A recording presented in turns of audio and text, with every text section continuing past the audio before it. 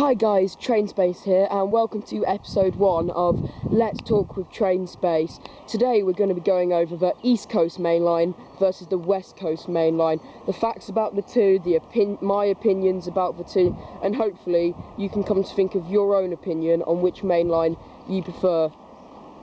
So if you've watched any Trainspace videos, you probably would have worked out that I live on the East Coast Main Line between London, King's Cross and Peterborough.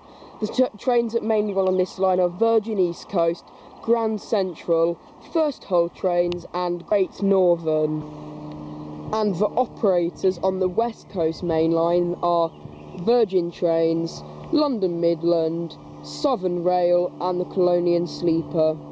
So as you can see in this diagram I've just set up, the East Coast Main Line is represented by a pink line and the West Coast Main Line is set up by a blue line. The West Coast Main Line comes out of London Euston and heads up towards the Midlands, and the East Coast Main Line comes out of King's Cross and heads up towards the north. Both East and West Coast Main Line are some of the longest main lines in the United Kingdom, both being over 600 kilometres in length. They run from the heart of London to the very north. When it comes to length, the West Coast Main Line is just a tiny bit longer than the East, by just 10 kilometres, and even though it's such a small amount, it's still a win for the West.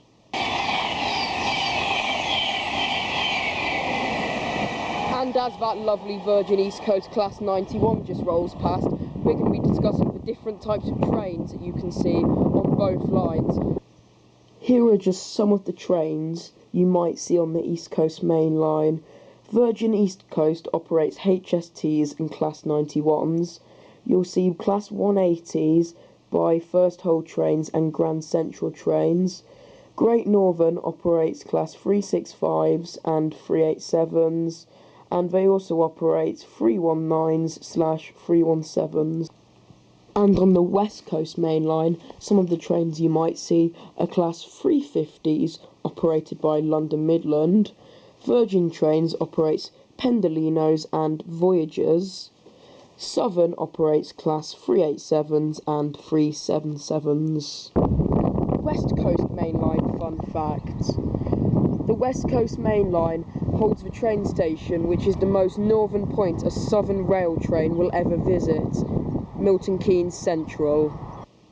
In this diagram, Southern Rail is represented by the dark green, and as you can see, the furthest north Southern Rail ever visits is Milton Keynes Central.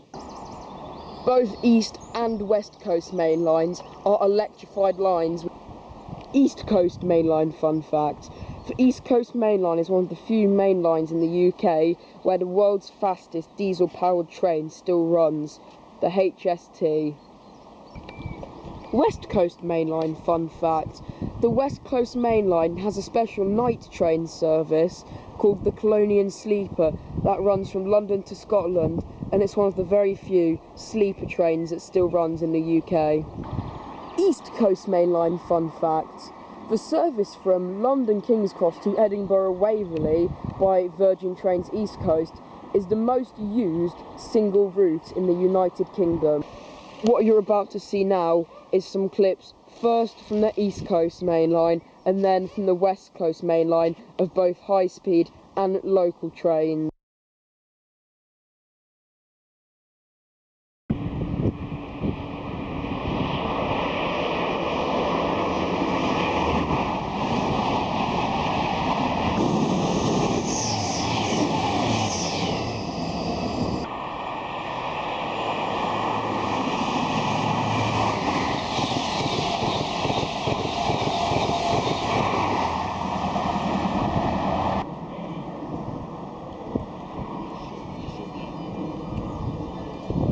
Did he ruin that when the grass started spinning?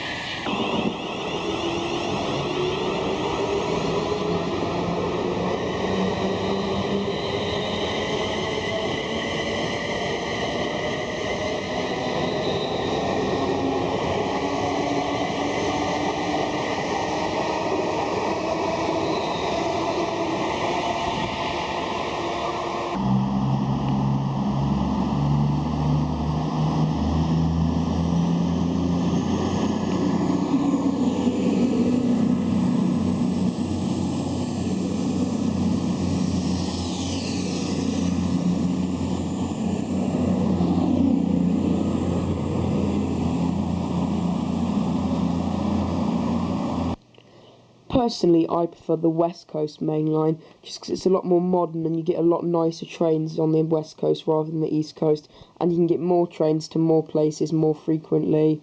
Go down to the comments section and tell me what you think. And as that 365 sets off into the distance, that's the end of episode 1 of Let's Talk with Train Space. What was your favourite out of the two, East or